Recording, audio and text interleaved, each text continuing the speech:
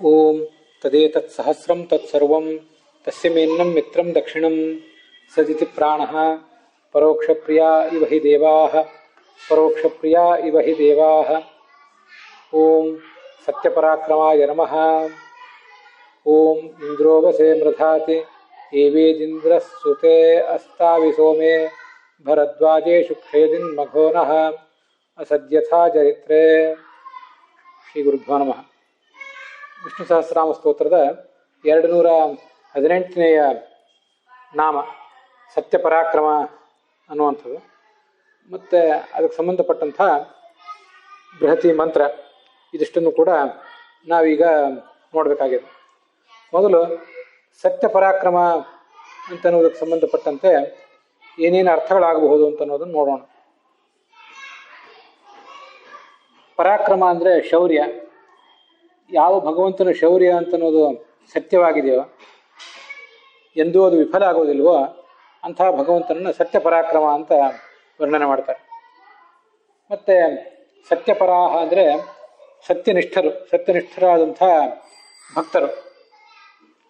ಅವರನ್ನು ನ ಕ್ರಾಮತಿ, ಯಾವತ್ತೂ ಸತ್ಯಪರರಾದ ತನ್ನ ಭಕ್ತರನ್ನು ಭಗವಂತ ಮೀರಿ ಹೋಗೋದಿಲ್ಲ, ಅವರನ್ನು ಅನುಸರಿಸಿಯೇ ಇರ್ತಾನೆ. ಇದು ಇನ್ನೊಂದು ಅರ್ಥ. ಇವನು ಸ್ವಯಂ ಸತ್ಯನೂ ಹೌದು, ಮತ್ತು ಪರರು ಅಂದರೆ ದೈತ್ಯರು, ಅವರನ್ನು ಆಕ್ರಮಿಸಿ ಸದೆ ಬಡಿಯುವವನು. ಆದ್ರಿಂದಲೂ ಸತ್ಯಪರಾಕ್ರಮ. ಸತ್ಯಾಯ ಪರಾಕ್ರಮ ಅಸ್ಯ, ಸತ್ಯದ ಸ್ಥಾಪನೆಗಾಗಿ, ಸತ್ಯಾಯ ಅಂದರೆ ಸತ್ಯದ ಸ್ಥಾಪನೆಗಾಗಿ ಇವನ ಪರಾಕ್ರಮ ಇದೆ. ಮತ್ತು ಸತ್ಯಪರ ಅಂದ್ರೇ ಸತ್ಯವನ್ನು ಪಾಲನೆ ಮಾಡುವವನು ಅಂತಲೇ ಅರ್ಥ. ಸತ್ಯಂ ಪಿಪರ್ತಿ ಇತಿ ಸತ್ಯಪರಃ. ಪಿಪರ್ತಿ ಅಂದರೆ ಪಾಲಯತಿ ಅಂತ ಅರ್ಥ. ಸ್ವಯಂ ಸತ್ಯನಿಷ್ಠನೂ ಕೂಡ ಆದವನು, ತನ್ನ ಮೂಲ ರೂಪದಲ್ಲಿ ಮತ್ತು ಅವತಾರ ರೂಪಗಳಲ್ಲೂ ಕೂಡ ಸತ್ಯವನ್ನು ಪಾಲಿಸುವಂಥವನು. ಸ್ವನಿಯತಿಂ ಸ್ವಯಮಪಿ ನ ಕ್ರಾಮತಿ, ತನ್ನದೇ ಆದ ಒಂದು ಆಜ್ಞೆ, ತನ್ನ ಒಂದು ಅಣತಿ ಏನಿದೆ ಅದನ್ನು ತಾನೂ ಕೂಡ ದಾಟುವುದಿಲ್ಲ. ತನ್ನ ಇಚ್ಛೆಗೆ ಬಂದಂತೆ ವರ್ತಿಸುವ ಸ್ವಾತಂತ್ರ್ಯ ಅವನಿಗಿದ್ರೂ ಕೂಡ ಹಾಗೆಂದು ಅವನು ಮಾಡೋದಿಲ್ಲ. ತನ್ನ ಇಚ್ಛೆಯನ್ನು ಮೀರುವುದೂ ಇಲ್ಲ. ಅದಕ್ಕಾಗಿ ಅವನು ಸತ್ಯ ಸಂಕಲ್ಪ ಅಂತಲೂ ಹೇಳ್ತಾರೆ. ಸತ್ಯನೂ ಕೂಡ ಹೌದು, ಅವನು ಪರನೂ ಹೌದು, ಅಕ್ರಮನೂ ಹೌದು. ಪರ ಅಂದರೆ ಶ್ರೇಷ್ಠ, ಸತ್ಯ ಅಂದರೆ ಸರ್ವೋತ್ತಮ, ಪೂರ್ಣ, ಆನಂದ ರೂಪ ಅಂತ ಅರ್ಥ. ಅಕ್ರಮ ಅಂದರೆ ಈ ತನ್ನ ನಿಯಮವನ್ನು ಮೀರದೇ ಇದ್ದವನು ಅಂತ ಅರ್ಥ. ಸತ್ಯಪರಾಕ್ರಮ ಅನ್ನೋದಕ್ಕೆ ಬನ್ನಂಜೆ ಗೋವಿಂದಾಚಾರ್ಯರು ಸಂಗ್ರಹಿಸಿರುವಂಥ ಕೆಲವು ಅರ್ಥಗಳಿವೆ, ಈಗ ನಾವು ನೋಡಿದ್ದು. ಇನ್ನು ಮುಂದೆ ಸತ್ಯಪರಾಕ್ರಮ ಅನ್ನೋದಕ್ಕೆ ಭಗವಂತಾಚಾರ್ಯ ಹೇಳುವ ಅರ್ಥ ಏನಿದೆ ಅದನ್ನು ನೋಡೋಣ. ಭಗವಂತಾಚಾರ್ಯ ದೃಷ್ಟಿಯಲ್ಲಿ ಸತ್ಯಪರಾಕ್ರಮ ಎಂಬುದು 215ನೇ ನಾಮ. ಪುರುಹೂತಮಸ್ಮೇ ಆತ್ಮೇಯಂ ಧೀರವಸ ಇಂದ್ರ ಯಮ್ಯಾಸ್ತಂ ವಸ್ಸಖಾಯ ಸಂಯಥಾ ಸುತೇಶು ಸೋಮೇಭಿರೀಂ ಪ್ರಣತಾ ಭೋ ಅಂತ ಮಂತ್ರ. ಸತ್ಯಪರಾಕ್ರಮ ಅನ್ನೋದಕ್ಕೆ ಸಂಬಂಧಪಟ್ಟಂತೆ ಮಂತ್ರ. ಈ ಮಂತ್ರ ಹೀಗೆ ರಘುನಾಥ ಸ್ವಾಮಿಗಳು ಮತ್ತು ಭಗವಂತಾಚಾರ್ಯ ದೃಷ್ಟಿಯಲ್ಲಿ ಬೇರೆ ಬೇರೆ ಇದೆ ಸತ್ಯಪರಾಕ್ರಮ ಅನ್ನೋದಕ್ಕೆ ನಾಮಕ್ಕೆ ಸಂಬಂಧಪಟ್ಟಂತೆ. ಮತ್ತು ಅದರ ಸಂಖ್ಯೆಯೂ ಕೂಡ ಬೇರೆ ಬೇರೆ ಆಗಿದೆ.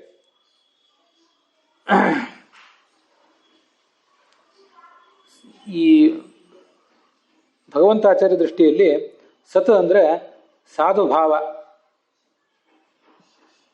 ಅಂದರೆ ಸಜ್ಜನಿಕೆ.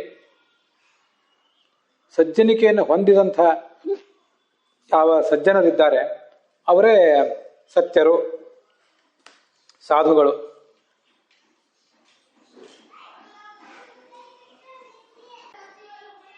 ಆ ಸಾಧುಗಳಲ್ಲಿ ಇರುವಂಥ ಒಂದು ಪರ ಅಂದರೆ ಶ್ರೇಷ್ಠವಾದಂಥ ಬುದ್ಧಿ ಅಂತ ಹೀಗೆ ಅರ್ಥ ಮಾಡ್ತಾರೆ ಅವರು. ಆ ಬುದ್ಧಿಯಿಂದ ಆಕ್ರಮ್ಯತೆ ಅಂದರೆ ತಿಳಿಯಲ್ಪಡ್ತಾನೆ. ಜ್ಞಾನಿಗಳಾದ ಭಕ್ತರ ಬುದ್ಧಿಯಿಂದ ತಿಳಿಯಲ್ಪಡುವವನು ಅಂತ ಹೀಗದರ ಅರ್ಥ. ಪರ ಅಂದರೆ ಶ್ರೇಷ್ಠವಾದ ಬುದ್ಧಿ ಅಂತ ಅರ್ಥ ಮಾಡಿದ್ದಾರೆ. ಸತ್ಯೈಹಿ ಪರಾಕ್ರಮ್ಯತೆ ಅಂತಲೂ ಹೀಗೂ ಅರ್ಥ ಮಾಡ್ಬೋದಿತ್ತು. ಸತ್ಯನಿಷ್ಠರಾದ ಜ್ಞಾನಿಗಳಿಂದ ಅವನು ತಿಳಿಯಲ್ಪಡ್ತಾನೆ ಅನ್ನೋ ಅರ್ಥವನ್ನು ಕೂಡ ಮಾಡಬಹುದಿತ್ತು. ಇದು ಯಾವ ಅರ್ಥವನ್ನು ಭಗವಂತಾಚಾರ್ಯ ಹೇಳಿ ಹೊರಟಿದ್ದಾರೆ ಅದನ್ನೇ ಪರ ಅನ್ನುವುದೊಂದು ಮಾತ್ರ ಬದಲಿಸಿ ಅವ್ರು ಹೇಳಿದ ಅರ್ಥವನ್ನೇ ನಾನು ಹೇಳಿದೆ ಅಷ್ಟೆ. ಮತ್ತೆ ಇನ್ನೊಂದು ರೀತಿಯಾಗಿ ಅವರು ನಾನು ಹೇಳಿದ ನಿಷ್ಪತ್ತಿಯನ್ನೇ ಉಪಯೋಗ ಮಾಡಿ ಬೇರೆ ಅರ್ಥ ಹೇಳ್ತಾರೆ. ಸತ್ಯಪರೈಹಿ, ಸತ್ಯನಿಷ್ಠರಾದಂಥ ಋತ್ವಿಕ್ಗಳಿಂದ, ಪುರೋಹಿತರು ಏನಿದ್ದಾರೆ ಅವರಿಂದ ಯಜ್ಞದಲ್ಲಿ ಆ ಭಗವಂತ ಆಕ್ರಮ್ಯತೆ, ಆ ಭಗವಂತನನ್ನು ಅವರು ತಮ್ಮ ವಶ ಮಾಡ್ಕೋತಾರೆ ಮಂತ್ರಗಳ ಮೂಲಕ ಅಂತ ಹೀಗೆ ಅರ್ಥ. ಅಥವಾ ಅವರು ಇವನಿಗೆ ಸೋಮರಸವನ್ನು ಪಾನ ಮಾಡಿಸಿ ಅವನನ್ನು ತುಂಬುತ್ತಾರೆ, ಭಗವಂತನನ್ನು ತೃಪ್ತನನ್ನಾಗಿ ಮಾಡ್ತಾರೆ ಅಂತ ಹೀಗೆ ಅರ್ಥ. ಅದಕ್ಕೆ ಸತ್ಯ ಪರಾಕ್ರಮ ಅಂತಂದರೆ, ಸತ್ಯ ಪರರು ಅಂದರೆ ಸಾಧುಗಳು, ಅವರಿಗಾಗಿ ಇರುವಂಥ ಆಕ್ರಮ, ಸಜ್ಜನರ ರಕ್ಷಣೆಗಾಗಿಯೇ ಸತ್ಯಪರೇಭ್ಯ ಆಕ್ರಮ ಯಸ್ಯ ಸಹ ಸತ್ಯಪರಾಕ್ರಮ ಅಂತ ನಾನು ಮಾಡ್ಕೊಂಡಿರುವ ಅರ್ಥ. ಸತ್ಯಪರರಾದ ಏನು ಸಜ್ಜನರಿದ್ದಾರೆ ಅವರಿಗಾಗಿಯೇ ಈತನ ಆಕ್ರಮ ಅಂದರೆ ಅವನ ಶೌರ್ಯ, ಅವರಿಗಾಗಿ ಅಂದರೆ ಅವರ ರಕ್ಷಣೆಗಾಗಿ ಅಂತ ಹೀಗಾದ್ರ ಅರ್ಥ. ಅಥವಾ ಸತ್ಯ ಅನ್ನೋ ಶಬ್ದಕ್ಕೇನೆ ಸಜ್ಜನರು ಅಂತ ಅರ್ಥ. ಸತ್ಯಪರ ಅನ್ನೋ ಮಾತಿಗೂ ಜ್ಞಾನಿಗಳು ಸಜ್ಜನರು ಅಂತ ಅರ್ಥ ಮಾಡ್ಬೋದು. ಸತ್ಯ ಅನ್ನೋ ಶಬ್ದಕ್ಕೇನೆ ಜ್ಞಾನಿಗಳು ಸಜ್ಜನರು ಅಂತ ಅರ್ಥ ಮಾಡ್ಬೋದು. ಸತ್ಯೇಭ್ಯ, ಅವರಿಗಾಗಿ ಯಾವನ ಪರಾಕ್ರಮ ಇದೆಯೋ, ಅವನ ರಕ್ಷಣೆಗಾಗಿ ಯಾವನ ಪರಾಕ್ರಮ ಇದೆಯೋ ಅವನೇ ಸತ್ಯ ಪರಾಕ್ರಮ ಅಂತ ಅದರ ಅರ್ಥ. ಇದಿಷ್ಟು ಈ ಮಂತ್ರ, ಕೊನೆಗೆ ನಾನು ಹೇಳಿದ್ದು ಈ ಮಂತ್ರಕ್ಕೆ ಸಂಬಂಧಪಟ್ಟಂತೆ ಅರ್ಥ ಆಗ್ತದೆ. ಇದಿಷ್ಟನ್ನ ಈಗ ನಾವು ಹೇಳಿದ್ದಾಯ್ತು. ಇನ್ನು ಮುಂದೆ ಈ ಮೂಲ ಋಗ್ವೇದದಲ್ಲಿ ಇದಕ್ಕೆ ಇದರ ಮಂತ್ರ ಯಾವುದು ಅನ್ನೋದನ್ನೆಲ್ಲ ಈಗ ನಾವು ನೋಡಬೇಕಾಗಿದೆ.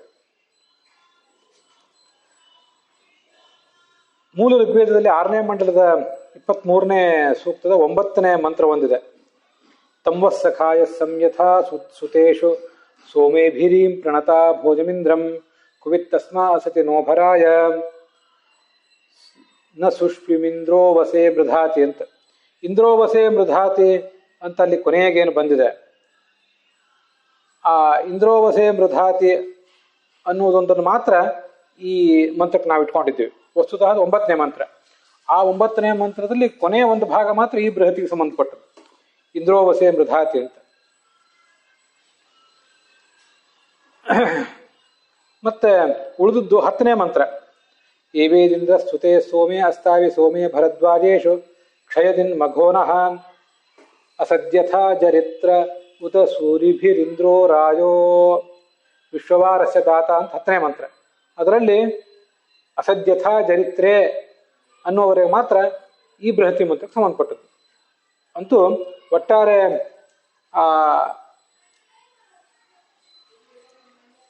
9ನೇ ಮಂತ್ರ ಮತ್ತು 10ನೇ ಮಂತ್ರ ಇವೆರಡರ ಸಂಗಮವೇ ಈ ನಾವು ನೋಡ್ತಾ ಇರುವಂಥ ಬೃಹತಿ ಮಂತ್ರ, 218ನೇ ಬೃಹತಿ ಮಂತ್ರ. ಇಂದ್ರೋವಸೇ ಮೃಧಾತಿ ಅಂತ ಮೊದಲು ಇರುವ ಅರ್ಥಗಳು. ಆ ಇಂದ್ರೋವಸೇ ಮೃಧಾತಿ ಅಂತ ಅನ್ನೋದಕ್ಕೆ ಸಾಯಣಾಚಾರ್ಯ ಏನು ಅರ್ಥ ಹೇಳಿದ್ದಾರೆ ಅಂತ ಅನ್ನೋದನ್ನ ನಾವೀಗ ನೋಡ್ಬೇಕು. ಮೊದಲು ಇಂದ್ರ ಅವಸೆ ಅಂದ್ರೆ ತರ್ಪಣಾಯ. ಈ ಇಂದ್ರ ದೇವತೆ ಆ ಯಜಮಾನನನ್ನ ಅವಸೆ, ಅವನ ತರ್ಪಣಕ್ಕಾಗಿ, ಅವನ ತೃಪ್ತಿಗಾಗಿ, ನ ಮೃಧಾತಿ ಅಂದ್ರೆ ಬಾಧತೆ, ಅವನನ್ನೆಂದು ಪೀಡಿಸೋದಿಲ್ಲ. ಅವನನ್ನು ಪೀಡಿಸಿದರೆ ಅವನಿಗೆ ತೃಪ್ತಿ ಆಗೋದಿಲ್ಲ, ಪೀಡಿಸದೆ ಹೋದರೆ ಅವನಿಗೆ ತೃಪ್ತಿ ಆಗ್ತದೆ.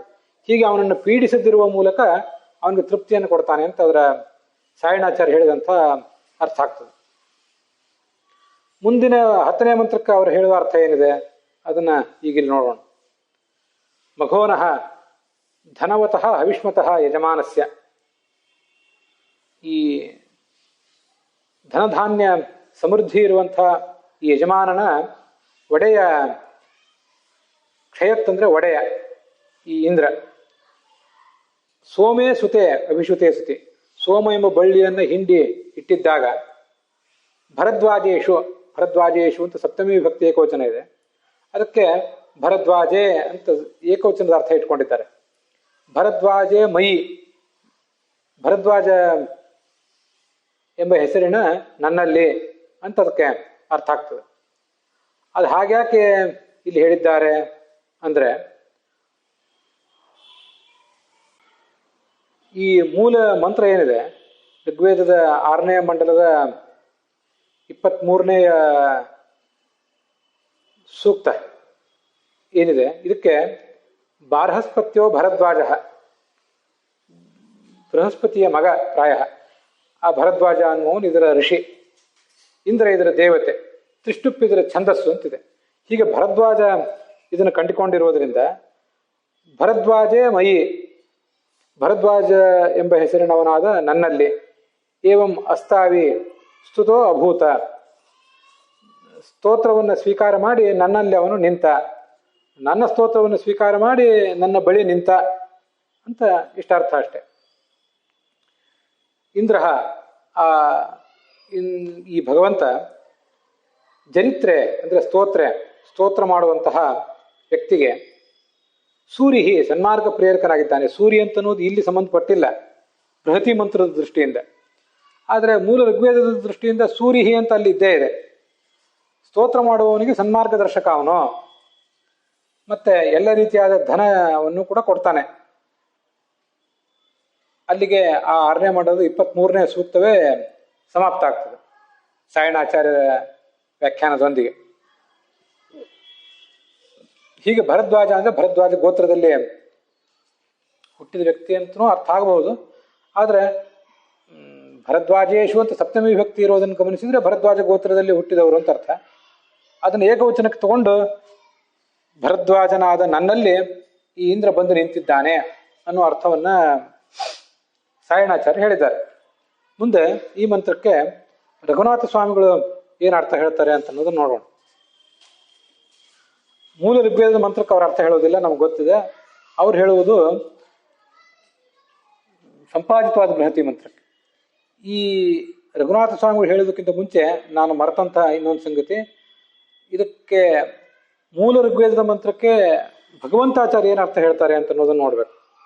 ಈಗಾಗಲೇ ಭಗವಂತಾಚಾರ್ಯ ಹೇಳಿದ ಅರ್ಥಗಳನ್ನು ನೋಡಿದ್ದೀವಿ.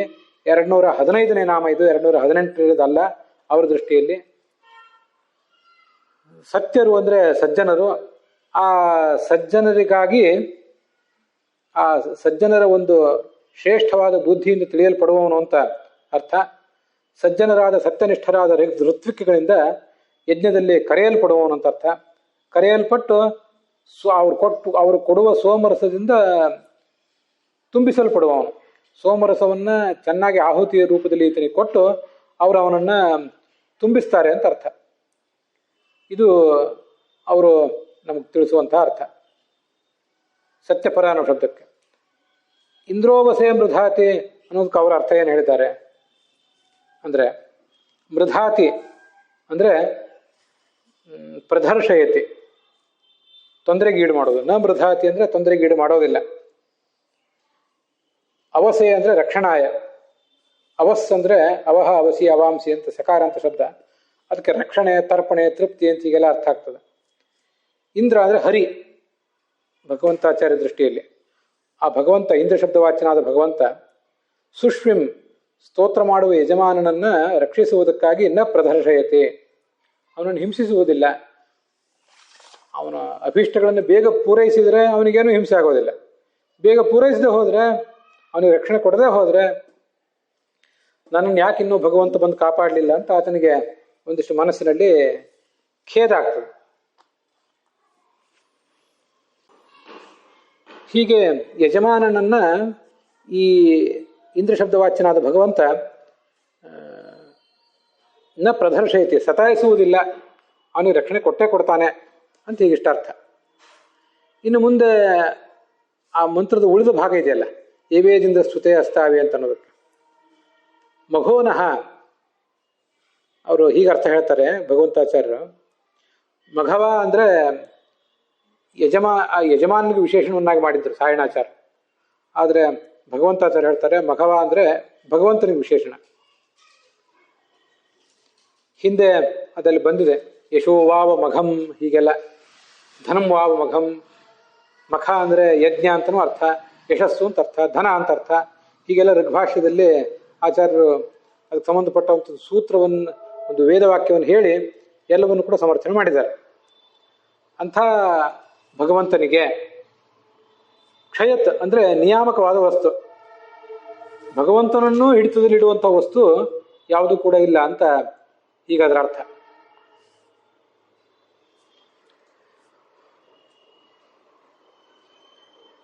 ಕ್ಷಯತ್ ಅಂದರೆ ಅದು ಆ ಕ್ಷಯತಿ ಅನ್ನುವ ಧಾತು ಐಶ್ವರ್ಯ ಅಂದರೆ ಆಳುವಿಕೆ ಅನ್ನೋ ಅರ್ಥದಲ್ಲಿದೆ ಅಂತ ಅಭಿಪ್ರಾಯ ಪಡ್ತಾರೆ ಭಗವಂತಾಚಾರ್ಯ. ಅಸತ್ ಅಂದರೆ ಅತ್ಯಂತ ಅಭಾವ ಪ್ರತಿಯೋಗಿ. ಭಗವಂತನನ್ನೇ ನಿಯಮಿಸಬಲ್ಲ ಒಂದು ಶಕ್ತಿ ಅತ್ಯಂತ ಅಭಾವ ಪ್ರತಿಯೋಗಿಯೇ ಅದು. ಅರ್ಥಾತ್ ಅತ್ಯಂತ ಅಸತ್ಯ ಅಂತಲೇ ಅರ್ಥ. ಯಾಕಂದ್ರೆ ಅವನು ಸರ್ವೋತ್ತಮ. ಸೋಮೇ ಸುತೇ ಸತಿ. ಸೋಮ ಬಳ್ಳಿಯನ್ನು ಹಿಂಡಿ ರಸವನ್ನು ತೆಗೆದಿಟ್ಟಾಗ ಯಜ್ಞದಲ್ಲಿ ಈ ಭಗವಂತ ಬಂದಾಗ ಭರದ್ವಾಜೇಶು ಭರದ್ವಾಜೈ ಅಸ್ಮಾಭಿ ಇಂದ್ರ ಅಸ್ತಾವಿ. ಭರದ್ವಾಜೇಶು ಅಂತ ಸಪ್ತಮಿ ವಿಭಕ್ತಿ ಇದೆ.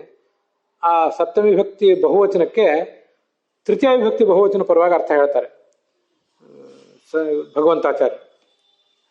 ಭರದ್ವಾಜ ಅನ್ನುವ ಒಬ್ಬ ಋಷಿ ಅಂತ ಅರ್ಥ ಹೇಳಿದ್ರು, ಅದನ್ನು ಏಕವಚನ ಇಟ್ಕೊಂಡಿದ್ರು ಸಾಯಣಾಚಾರ್ಯ. ಆದರೆ ಭರದ್ವಾಜ ಎಂಬ ಶಬ್ದಕ್ಕೆ ಭರದ್ವಾಜ ಗೋತ್ರದಲ್ಲಿ ಹುಟ್ಟಿದವರು ಅನ್ನೋ ಅರ್ಥವನ್ನ ಭಗವಂತಾಚಾರ್ಯ ಇಟ್ಕೊಂಡಂತೆ ಕಾಣಿಸ್ತದೆ. ಭರದ್ವಾಜ ಗೋತ್ರದಲ್ಲಿ ಹುಟ್ಟಿದ ನಮ್ಮಿಂದ ಈ ಇಂದ್ರ ಸರ್ವೇಶ್ವರನಾದ ಭಗವಂತ ಸ್ತುತಿಸಲ್ಪಟ್ಟಿದ್ದಾನೆ, ಸರ್ವೋತ್ತಮ ಎಂಬುದಾಗಿ ನಾವು ಆತನನ್ನು ಸ್ತುತಿಸಿದ್ದೇವೆ ಅಂತ ಅದರ ಅರ್ಥ. ದ್ವಿತೀಯಾರ್ಥೆ ತೃತೀಯಾರ್ಥೆ ಚತುರ್ಥ್ಯರ್ಥೆ ಚ ಸಪ್ತಮಿ ಪಂಚಮ್ಯರ್ಥೆ ಚ ಸಂಪ್ರೋಕ್ತ ವಿಷಯೇತಿ ಚ ಯಾಂ ವಿದುಃ ಅಂತ ಭಾಗವತ ತಾತ್ಪರ್ಯದಲ್ಲಿ ಅದು ಬರ್ತದೆ. ಭರದ್ವಾಜೇಶು ಅಂತ ಸಪ್ತಮಿ ವಿಭಕ್ತಿ ಇದೆಯಲ್ಲ, ಆ ಸಪ್ತಮಿ ವಿಭಕ್ತಿಗೆ ಭರದ್ವಾಜ ಗೋತ್ರದಲ್ಲಿ ಹುಟ್ಟಿದವರಲ್ಲಿ ಅಂತ ಅರ್ಥ ಅಲ್ಲ, ಹುಟ್ಟಿದವರಿಂದ ಅಂತ ಅದಕ್ಕೆ ಅರ್ಥ. ಸಪ್ತಮಿ ವಿಭಕ್ತಿ ಏನಿದೆ ಇದು ಭಾಗವತ ತಾತ್ಪರ್ಯದಲ್ಲಿ ಬಂದಿರುವಂತಹ ಒಂದು ಮಹಾವ್ಯಾಕರಣದ ನಿಯಮ ಇದು, ಒಂದು ಶ್ಲೋಕ. ಸಪ್ತಮಿ ವಿಭಕ್ತಿ ಕೇವಲ ಸಪ್ತಮಿ ವಿಭಕ್ತಿಯ ಅರ್ಥವನ್ನು ಹೇಳುವುದಲ್ಲ, ದ್ವಿತೀಯ ವಿಭಕ್ತಿಯ, ತೃತೀಯ ವಿಭಕ್ತಿಯ, ಚತುರ್ಥಿ ವಿಭಕ್ತಿಯ, ಪಂಚಮಿ ವಿಭಕ್ತಿಯ ಅರ್ಥವನ್ನೆಲ್ಲ ಹೇಳ್ತದೆ ಅಂತ ಶಾಸ್ತ್ರದಲ್ಲಿ ಬಂದಿದೆ. ಆದ್ದರಿಂದ ಇಲ್ಲಿ ಬಂದಿರುವ ಸಪ್ತಮಿ ವಿಭಕ್ತಿಗೆ ತೃತೀಯ ವಿಭಕ್ತಿ ಪರವಾಗಿ ಅರ್ಥ ನಾವು ಮಾಡಬೇಕು ಅಂತ ಅದರ ತಾತ್ಪರ್ಯ. ಭರದ್ವಾಜ ಗೋತ್ರದವರೆಲ್ಲ ತುಂಬ ಸಂತೋಷದಿಂದ ಹೆಮ್ಮೆಯಿಂದ ಹೇಳಿಕೊಳ್ಳಬಹುದಾದಂಥ ಒಂದು ಮಂತ್ರ ಇದು. ಮತ್ತೆ ಭರದ್ವಾಜೇಶು ಅನ್ನೋದಕ್ಕೆ ಭರದ್ವಾಜರಲ್ಲಿ ಅನ್ನೋದಕ್ಕಿಂತ ಭರದ್ವಾಜರಿಂದ ಅಂತ ಅರ್ಥ ಹೇಳಿದ್ರಲ್ಲ ಭಗವಂತಾಚಾರ್ಯರು. ಭರದ್ವಾಜರಲ್ಲಿ ಅಂತ ಮಾಡಿದ್ರು ತಪ್ಪೇನಲ್ಲ. ಭರದ್ವಾಜ ಗೋತ್ರದಲ್ಲಿ ಹುಟ್ಟಿದವರಲ್ಲಿ ಈ ಭಗವಂತ ಸ್ತುತಿಸಲ್ಪಟ್ಟಿದ್ದಾನೆ ಅಂದರೆ ಭರದ್ವಾಜ ಗೋತ್ರದಲ್ಲಿ ಹುಟ್ಟಿದಂತಹ ಮಹಾ ಜ್ಞಾನಿಗಳೇನಿದ್ದಾರೆ ಆ ಜ್ಞಾನಿಗಳಲ್ಲಿ ಭಗವಂತ ಇದ್ದಾನೆ. ಅವರೆಲ್ಲ ಆ ಜ್ಞಾನಿಗಳೆಲ್ಲ ಇವನಿಗೆ ಪ್ರತೀಕರಿದ್ದಂತೆ. ಆ ಪ್ರತೀಕಗಳಲ್ಲಿ ಭಗವಂತ ಇದ್ದು ಅಸ್ತಾವಿ ಸ್ತುತಿಸಲ್ಪಟ್ಟಿದ್ದಾನೆ ಅಂತ ಹೀಗರ್ಥ. ಭರದ್ವಾಜ ಗೋತ್ರದವರಲ್ಲಿ ಇವನಿದ್ದು ಮತ್ತು ಭರದ್ವಾಜ ಎಂಬ ಋಷಿಯಲ್ಲೂ ಇದ್ದು ಈ ಮಂತ್ರವನ್ನ ಅವನಿಗೆ ಕಾಣಿಸಿದ್ದಾನೆ. ಇದಕ್ಕೆ ನಾವು ಭರದ್ವಾಜನೇ ಋಷಿ ಅಂತ ಆರಂಭದಲ್ಲಿ ಈಗಾಗಲೇ ನೋಡಿದ್ದೇವೆ. ಅವನೇ ಋಷಿ. ಮತ್ತೆ ಆ ಗೋತ್ರದಲ್ಲಿ ಹುಟ್ಟಿದಂಥವರೆಲ್ಲರೂ ಕೂಡ ಅದನ್ನು ಮುಂದುವರಿಸಿದ್ದಾರೆ. ಭರದ್ವಾಜ ಎಂಬ ಹೆಸರಿನ ಋಷಿಯಲ್ಲಿದ್ದು ಮಂತ್ರವನ್ನು ಕಾಣಿಸಿದ. ಅವನ ಗೋತ್ರದವರಲ್ಲಿ ಭಗವಂತ ಇದ್ದು ಅವರೆಲ್ಲರ ಸ್ತೋತ್ರವನ್ನು ಸ್ವೀಕಾರ ಮಾಡಿದ. ಹೀಗೂ ಸಪ್ತಮಿ ವಿಭಕ್ತಿಗೆ ಯಥಾಯೋಗ್ಯವಾಗಿ ಅರ್ಥ ಹೇಳಬಹುದು. ಜರಿತ್ರೆ ಅಂದರೆ ಸ್ತೋತ್ರೇ ಪುರುಷಾಯ, ಭಗವಂತನನ್ನು ಸ್ತುತಿಸುವ ಪುರುಷನಿಗೆ ಅಂತ ಅರ್ಥ. ಅಂತಿದಿಷ್ಟು ಅರ್ಥ. ಆ ಮೂಲ ಋಗ್ವೇದದ ಇಡೀ ಮಂತ್ರಕ್ಕೆ ನಾನು ಅರ್ಥ ಹೇಳಿಲ್ಲ. ಅಸದ್ಯಥಾ ಚರಿತ್ರೆ ಅಂತ ಇಲ್ಲಿ ಎಷ್ಟು ಬೇಕೋ ಅಷ್ಟು ಅರ್ಥವನ್ನು ಮಾತ್ರ ಹೇಳುವ ಪ್ರಯತ್ನ ಮಾಡಿದ್ದೇನೆ. ಇದು ಹೀಗೆ ಭಗವಂತಾಚಾರ್ಯರು ಹೇಳಿದ ಅರ್ಥವನ್ನು ನಾವು ನೋಡಿದ್ದಾಯ್ತು. ಇನ್ನು ಮುಂದೆ ಈ ನಾಮಕ್ಕೆ ಸಂಬಂಧಪಟ್ಟಂತೆ ನಾನೇನು ಅನುಸಂಧಾನ ಮಾಡ್ಕೊಂಡಿದ್ದೀನಿ ಅಂತ ಅನ್ನೋದನ್ನು ಹೇಳೋನಿದ್ದೇನೆ. ಭರದ್ವಾಜ ಅನ್ನೋ ಶಬ್ದಕ್ಕೆ ನನ್ನದೇ ಆದ ಒಂದು ಬೇರೆ ಅನುಸಂಧಾನ ಇದೆ. ಭರದ್ವಾಜ ಅಂದರೆ ಮಂತ್ರವನ್ನು ಕಂಡ ಭರದ್ವಾಜ ಋಷಿ, ಅವನ ಗೋತ್ರದಲ್ಲಿ ಬಂದಂತಹ ಭರದ್ವಾಜೀಯರು, ಇಷ್ಟು ಮಾತ್ರ ಅರ್ಥ ಅಲ್ಲ. ಆ ಅರ್ಥ ಅಲ್ಲದೆ ಎಲ್ಲ ಗೋತ್ರದವರು ಹೇಳಬಹುದಾದ ಇನ್ನೊಂದು ಅರ್ಥವನ್ನು ನಾನು ಹೇಳ್ತೇನೆ. ಇಲ್ಲಿ ಭರದ್ವಾಜ ಎಂಬ ಶಬ್ದಕ್ಕೆ ಭರದ್ವಾಜ ಗೋತ್ರದವರು ಅಂತ ಅರ್ಥ ಆದರೂ ಕೂಡ ಉಳಿದವರು ಅದನ್ನು ಹೇಳಬಾರದು ಅಂತಲ್ಲ. ಆದರೆ ಕೇವಲ ಭರದ್ವಾಜ ಗೋತ್ರದವರ ವರ್ಣನೆ ಮಾಡುವ ಮಂತ್ರವೂ ಇದಲ್ಲ, ಅದಕ್ಕಿಂತಲೂ ಹೆಚ್ಚಿನ ಅರ್ಥ ಇದೆ ಅದಕ್ಕೆ ಅಂತ ನನಗೆ ಭಾವನೆ ಬಂದಿದೆ. ಅದನ್ನು ಈಗ ಮುಂದೆ ಹೇಳುವನಿದ್ದೇನೆ. ಇದರ ಅನ್ವಯಾರ್ಥ ಹೀಗಾಗ್ತದೆ. ಇಂದ್ರ, ನಾನು ಸ್ವಲ್ಪ ಅಲ್ಲಿ ಪ್ರಮಾದ ಮಾಡಿದೆ. ನಾನು ಹೇಳುವ ಅರ್ಥವನ್ನು ನೋಡುವುದಕ್ಕಿಂತ ಮುಂಚೆ ಇದಕ್ಕೆ ರಘುನಾಥ ಸ್ವಾಮಿಗಳು ಏನು ಅರ್ಥ ಹೇಳ್ತಾರೆ ಅಂತ ಅನ್ನೋದನ್ನ ನಾವು ನೋಡಿ ಮುಗಿಸ್ಬೇಕು. ಅದಾದ್ಮೇಲೆ ನನ್ನ ಅರ್ಥ. ಅಯಂ ಇಂದ್ರ, ಇಂದ್ರ ಶಬ್ದವಾಚನಾದ ಈ ಭಗವಂತ, ಚರಿತ್ರೆ ಸ್ತೋತ್ರೆ, ಸ್ತೋತ್ರ ಮಾಡುವ ವ್ಯಕ್ತಿಗೆ ಅವಸೆ ರಕ್ಷಣಾಯ, ಅವನಿಗೆ ರಕ್ಷಣೆ ಆಗುವಂತೆ, ಅಸತ್ ಅಭವತ್, ಭಗವಂತ ಹಾಗಿದ್ದಾನೆ, ಅವನಿಗೆ ರಕ್ಷಣೆ ಸಿಗುವಂತೆ ಅವನ ಸಮೀಪದಲ್ಲೇ ಇದ್ದಾನೆ ಅಂತ ತಿಳ್ಕೋಬಹುದು. ಅಥವಾ ದೂರದಲ್ಲಿದ್ದರೂ ಅವನ ರಕ್ಷಣೆಗೆ ಆಗಿ ಯಾವತ್ತೂ ಸನ್ನದ್ಧನೇ ಆಗಿದ್ದಾನೆ ಅಂತ ತಿಳ್ಕೋಬಹುದು. ಹಾಗಿದ್ದಾನಲ್ಲ, ಹಾಗೆ ನಮಗೂ ಕೂಡ, ನಮ್ಮಂಥ ಪಾಮರರಿಗೂ ಕೂಡ ಸ್ತೋತ್ರ ಮಾಡುವಂತಹ ಶ್ರೇಷ್ಠರಿಗೆ ಅವನು ರಕ್ಷಣೆ ಕೊಡ್ತಾನೆ. ಸ್ತೋತ್ರ ಮಾಡದೇ ಇದ್ರು, ಸ್ವಲ್ಪ ಸ್ವಲ್ಪ ಸ್ತೋತ್ರ ಮಾಡಿದ್ರು ನಮ್ಮಂಥವರಿಗೂ ಅವನು ಅವಶ್ಯ ರಕ್ಷಣೆಗಾಗಿ ಬರಬೇಕು. ಅಂದರೆ ಸೋಮೇ ಸುತೇ ಸತಿ, ಯಾಕೆಂದ್ರೆ ನಾವು ಕೂಡ ಬಹಳ ಭಕ್ತಿ ಬಹಳ ಸ್ತೋತ್ರದಿಂದ ಅಲ್ಲದೆ ಹೋದ್ರೂ ಒಂದಿಷ್ಟು ಭಕ್ತಿಯಿಂದ ಸೋಮ ಎಂಬ ಬಳ್ಳಿಯನ್ನು ಹಿಂಡಿ ರಸವನ್ನು ತೆಗೆದಿಟ್ಟಿದ್ದೀವಿ. ಅದಕ್ಕಾಗಿ ಅವನು ಮೃಧಾತಿ ಅಂದರೆ ಭವೇತ್ ಗಚ್ಚೇತ್, ಅವನು ನಮ್ಮ ಬಳಿಗೂ ಬರಬೇಕು. ಶ್ರೇಷ್ಠರ ಬಳಿಗೆ ಮಾತ್ರ ಅಲ್ಲ, ನಮ್ಮ ಬಳಿಗೂ ಬರಬೇಕು. ಭರದ್ವಾಜೇಶು ಅನ್ನೋದಕ್ಕೆ ಭರದ್ವಾಜೈಹಿ ಅಂತ ಅರ್ಥ ಬರೀತಾರೆ ರಘುನಾಥ ಸ್ವಾಮಿಗಳು. ರಘುನಾಥ ಸ್ವಾಮಿಗಳು ಮೈಸೂರಿನ ಸಮೀಪದ ಟಿ ನರಸೀಪುರ, ತಿರುಮಕೂಡ್ಲು ನರಸೀಪುರ ಅಂತ, ಅಲ್ಲಿ ಅವರ ವೃಂದಾವನ ಇದೆ.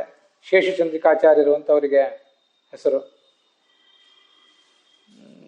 ತಂತ್ರಸಾರಕ್ಕೂ ಕೂಡ ಅವ್ರ ವ್ಯಾಖ್ಯಾನ ಇದೆ. ಮತ್ತೆ ನಾವೀಗ ನೋಡ್ತಿರುವಂಥ ಇದೊಂದು ಶ್ರೇಷ್ಠವಾದ ವ್ಯಾಖ್ಯಾನ. ಅಲ್ಲಿ ಕಾವೇರಿ ನದಿ, ಕಪಿಲಾ ನದಿ ಮತ್ತು ಸ್ಫಟಿಕ ಸರೋವರ ಇವುಗಳ ಸಂಗಮ ಇದೆ. ಆ ಸಂಗಮದಲ್ಲಿ ಸುಂದರವಾದಂತಹ ಪಾವನವಾದ ಶಾಂತವಾದ ಪರಿಸರದಲ್ಲಿ ಅವರು ವೃಂದಾವನಸ್ಥರಾಗಿದ್ದಾರೆ. ಕಳೆದ ದಿವಸ, ಅದರ ಹಿಂದಿನ ದಿವಸ ಅವರ ಆರಾಧನೆಗಳಿದ್ದವು. ಅವತ್ತೇ ಈ ಪ್ರವಚನ ಮಾಡಬೇಕು ಅಂತ ಅನ್ಕೊಂಡಿದ್ದೆ, ಆದರೆ ಕಾರಣಾಂತರದಿಂದ, ನನ್ನ ಒತ್ತಡದಿಂದ ಅದಾಗಲಿಲ್ಲ. ಇವತ್ತಾದರೂ ಅದನ್ನು ನಾನು ನೆನಪು ಮಾಡ್ಕೊಳ್ತಾ ಇದ್ದೇನೆ. ಮುಂದೆ ಯಾವತ್ತಾದರೂ ಒಂದು ಬಾರಿ ನಾವೆಲ್ಲರೂ ಇದನ್ನು, ನಾನು ಪ್ರವಚನ ಮಾಡುವಂಥ, ನಾನು ಕೇಳುವಂಥ ನಿಮ್ಮವ್ರು ಕೆಲವರು ಸೇರಿ ಆ ಟಿ ನರಸೀಪುರದ ಅವರ ಸನ್ನಿಧಾನದಲ್ಲೇ ಈ ಮಂತ್ರವನ್ನು ಮನನ ಮಾಡುವಂಥ ಒಂದು ಅವಕಾಶವನ್ನು ಮಾಡಿಕೊಳ್ಳೋಣ. ಹಾಗೊಂದು ಹಂಬಲ ಇದೆ ನನಗೆ, ನಿಮಗೂ ಇದೆ. ಅದನ್ನು ಅನೇಕ ಬಾರಿ ನಾವು ನೀವು ನಿಮ್ಮ ಹಂಬಲಗಳನ್ನು ಹಂಚಿಕೊಂಡಿದ್ದೇವೆ.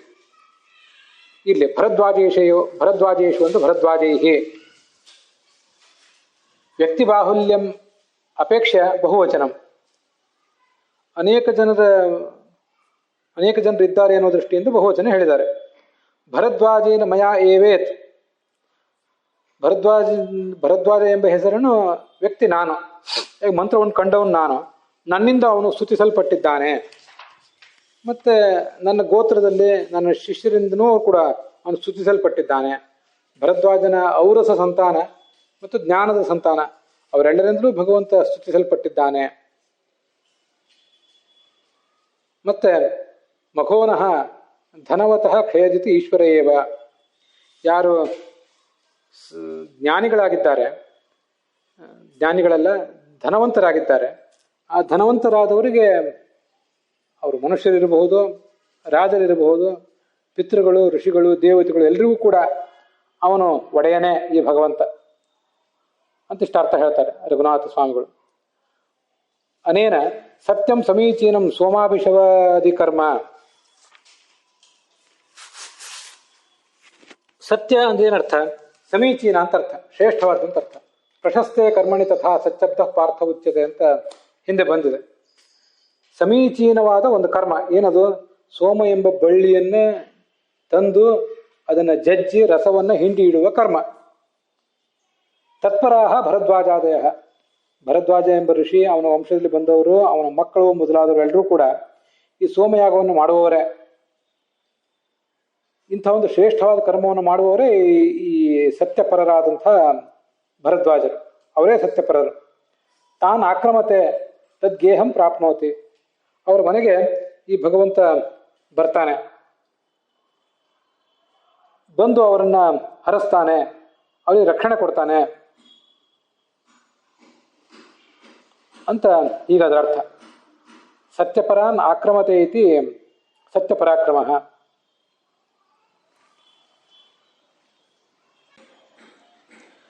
ಸತ್ಯ ಅಂದರೆ ಸೋಮ ರಸವನ್ನು ಸಿದ್ಧಪಡಿಸುವ ಕಾರ್ಯಕ್ರಮ ಅಂತ ಹೇಳಿದರು ರಘುನಾಥ ಸ್ವಾಮಿಗಳು. ಅದಲ್ಲದೇ ಭರದ್ವಾಜ ಋಷಿ, ಆ ಗೋತ್ರದಲ್ಲಿ ಬಂದಂಥ ಜ್ಞಾನಿಗಳು ಅವರೆಲ್ಲರೂ ಕೂಡ ಸೋಮ ರಸವನ್ನು ಹಿಂಡಿಡುವ ಕಾರ್ಯಕ್ರಮ, ಮತ್ತೇನೇ ಜ್ಞಾನ ಯಜ್ಞ ದ್ರವ್ಯ ಯಜ್ಞ ಏನೇನು ಮಾಡ್ತಾರೆ ಅದೆಲ್ಲವೂ ಕೂಡ ಸತ್ಯವಾದ ಕಾರ್ಯವೇ, ಶ್ರೇಷ್ಠವಾದ ಕಾರ್ಯವೇ. ಅದರಲ್ಲಿ ಅವರು ಆಸಕ್ತರಾದವರೇ. ಅಂಥವ್ರ ಬಳಿಗೆ ಆ ಭಗವಂತ ಬರ್ತಾನೆ. ಭರದ್ವಾಜ ಗೋತ್ರದವ್ರ ಬಳಿಗೆ ಮಾತ್ರ ಬರ್ತಾನೆ ಅಂತಲ್ಲ, ಅವರಂತೆ ಮತ್ತಾರೇ ದ್ರವ್ಯ ಯಜ್ಞ ಮತ್ತು ಜ್ಞಾನ ಯಜ್ಞ ಮಾಡಿದರೆ ಅಲ್ಲಿ ಆಹುತಿಯನ್ನು ಸ್ವೀಕಾರ ಮಾಡಲಿಕ್ಕಾಗಿ ಭಗವಂತ ಧಾವಿಸಿಯೇ ಧಾವಿಸ್ತಾನೆ ಅಂತ ನಾವು ಆ ನಿರುಕ್ತಿಯ ವ್ಯಾಪ್ತಿಯನ್ನು, ಅದರ ಕವರೇಜನ್ನು ಸ್ವಲ್ಪ ಹೆಚ್ಚಿಸ್ಕೋಬಹುದು. ಹೀಗೆ